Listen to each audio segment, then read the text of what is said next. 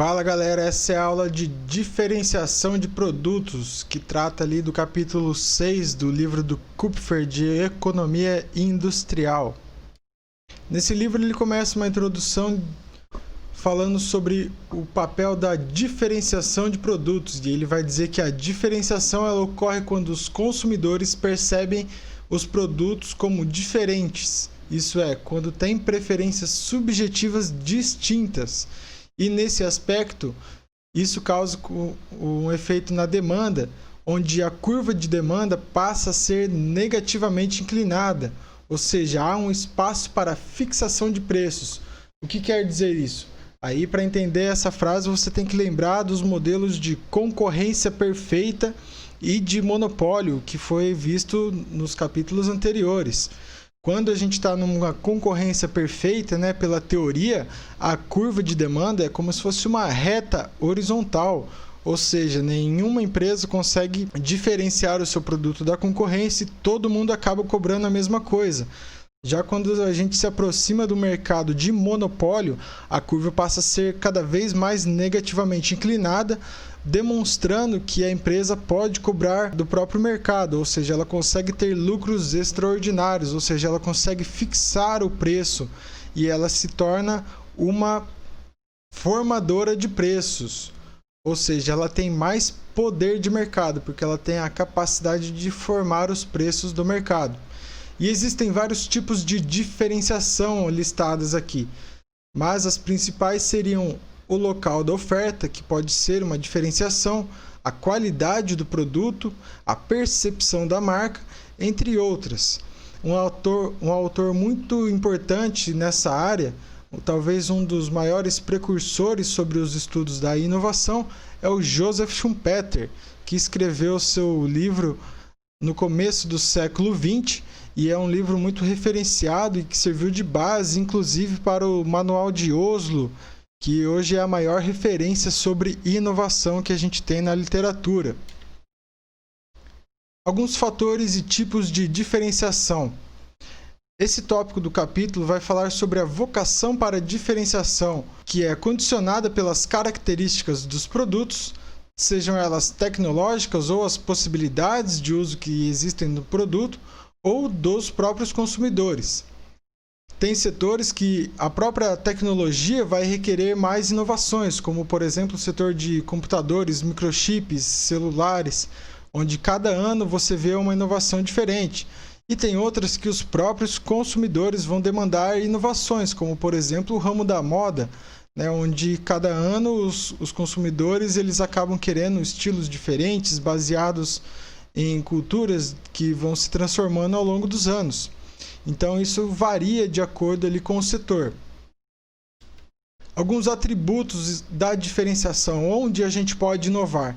A gente pode inovar tanto nas especificações técnicas, como no desempenho ou na confiabilidade do produto, fazer um produto com mais durabilidade, melhorar a ergonomia e o design dos produtos. Muitas vezes a gente vê isso em carros, por exemplo, O carro às vezes muda uma lanterninha, já é um modelo novo. Estética ou custo de utilização, imagem, marca, formas de comercialização, E as formas de comercialização é uma coisa que a gente vê também nos aplicativos de comida, por exemplo, porque antes você tinha a possibilidade de ligar para um restaurante e pedir a sua comida, mas a forma de comercialização pelo aplicativo pareceu mais prática e mais fácil do usuário utilizar, então isso acaba sendo uma inovação e isso acaba atraindo mais consumidores a utilizar aquela forma de comercialização. A gente pode também ter como fator de diferenciação assistência técnica e suporte ao usuário. Isso também envolve muito o setor de automotivos, como o setor de eletrônicos, por exemplo, que um problema técnico acaba gerando um custo maior para os usuários. Pode ser no financiamento dos usuários, é o que acontece com a Casas Bahia, quando ela cria um carnê que você pode parcelar em milhões de vezes a compra de uma cadeira, entre outros fatores que estão ali listados, mas os principais são esses aí. Dois conceitos importantes para entender aqui a questão da diferenciação é o conceito de vertical e horizontal. A gente tem uma Diferenciação vertical, quando um dos produtos apresenta atributos mais desejáveis do que o outro do mesmo mercado. Esses diferenciais de preço são normalmente elevados. Por exemplo, a gente pega um Fiat Uno com uma Lamborghini, né? São dois produtos que atendem aos mesmos requisitos de levar uma pessoa para outro lugar, só que eles têm um preço muito diferentes um do outro, né? Por outros fatores ali, principalmente tributos mais desejáveis, né? Na Lamborghini, a depender da cidade. Claro que em Campo Mourão é difícil ter uma Lamborghini porque tem muita lombada na cidade, então a gente acaba preferindo um Fiat Uno. E também temos a diferenciação horizontal, onde não se pode ordenar a qualidade do produto e a escolha dependerá do gosto do consumidor. A gente vê isso bastante no setor de celulares, por exemplo, que é um setor mais competitivo e que a maioria dos aparelhos apresenta uma similaridade ou uma conversão ali das qualidades envolvidas, né? Há pouca diferença entre eles, mas às vezes o gosto do consumidor por uma determinada marca acaba atraindo o consumidor para consumir aquela marca. A partir do tópico 3 desse capítulo, a gente passa a ver algumas introduções ali, alguns modelos de diferenciação. Modelos são uma forma de criar um mundo hipotético, cheio de premissas, onde a gente possa estimar o que aconteceria com a nossa variável dependente, dado as nossas variáveis de escolhas independentes. Nesse caso, temos modelos de competição, e entre eles o de modelo competição monopolística, que combinam elementos do monopólio e da concorrência perfeita. Algumas das conclusões desse modelo apresentado nesse tópico no livro vão mostrar que o nível de produção de equilíbrio é socialmente ineficiente. A escala de produção é menor do que a escala mínima eficiente, ou seja, o excesso de diversidade não permite às empresas realizarem a totalidade das suas economias de escala disponíveis. Ou seja, se uma empresa escolhe inovar, ela de certa maneira está abrindo mão de uma potencial linha de produção maior para apostar as suas fichas, os seus recursos, em uma capacidade inovativa ou de diferenciação de produto. No tópico 4 desse capítulo, temos ali os primeiros modelos locacionais, que tratam ali de onde é melhor a firma inovar. O primeiro deles traz um modelo que tem como objetivo analisar os incentivos para as empresas produzirem mercadorias muito ou pouco diferenciadas. E quanto mais substituíveis os produtos, mais intensa é a competição entre as empresas que os produzem. Usam também uma analogia entre as características dos produtos e a localização das lojas. Um exemplo mais prático e empírico que pode ser analisado é o modelo da cidade linear. Também tem autores que falam desse modelo fazendo uma analogia com uma praia e os vendedores de sorvete. Imagine que existem dois vendedores de sorvete e cada um começa a vender em um canto da praia e eles vendem o mesmo sorvete. Ao passo que o primeiro vendedor começa a andar mais perto do centro da praia, ele começa a aumentar o seu raio de atuação no mercado em relação ao outro. Isso faz com que o outro também ande para o centro da praia e o resultado final é de que eles convirjam indo todos para o centro, porque assim todos eles atingiriam o maior número possível de clientes em seu raio de atuação. Nesse modelo da cidade linear, a gente considera como uma única avenida onde os consumidores estão uniformemente distribuídos. Duas empresas oferecem o mesmo produto e decidem onde se localizar. Então, no começo, elas acabam se localizando mais para os extremos da avenida, como o exemplo da praia, e depois eles começam a ir para o centro da avenida ou para o centro da praia. E o resultado final é que esse modelo não é muito intuitivo e muitas vezes também não é comprovado empiricamente. O segundo modelo baseado na localização é o modelo de cidade circular. Os princípios são iguais ao da cidade linear, da avenida, só que nesse caso a área em si não é uma reta, não é uma linha, é em si um círculo. E nesse modelo, além de analisar a localização, é enfatizado o efeito da entrada de outras empresas na indústria. O objetivo desse modelo é verificar se o número de variedades geradas é socialmente ótimo. Nesse modelo, o espaço circular com os consumidores são distribuídos uniformemente, então não há vantagens iniciais de localização. Então, se a gente tem mais de um usuário no modelo de cidade linear, mais de uma empresa, mais de duas empresas, já fica mais difícil de colocar todos na mesma capacidade de competição. Mas se a gente tem uma situação de cidade circular, é possível que a gente inicie um modelo que trate de condições iguais de competição entre dois ou mais usuários. E no caso, os usuários aqui são as empresas vendedoras. E nesse modelo, se o mercado opera livremente, em termos de entrada, ou seja, qualquer empresa pode entrar naquele mercado para oferir lucro, é gerado um número de diversidades maior do que o desejável. A seguir são tratadas algumas abordagens alternativas, ou seja, outros modelos que corroboram com a análise de diferenciação de produtos. Entre eles temos o modelo de Bain, que esse autor ele fala que a diferenciação como fonte de barreiras de entrada, uma das fontes, permitindo às empresas estabelecidas obter lucros supranormais sem atrair novos competidores. Então, o que acontece?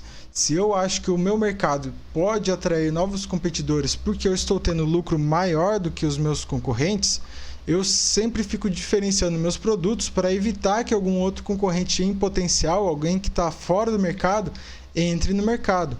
Porque ele vai olhar esse mercado e vai falar, eu não vou competir com a empresa do professor Laio, porque essa empresa está sempre inovando e colocando produtos mais novos tecnologicamente, e isso vai gerar muito custo para mim e é difícil competir nesse mercado.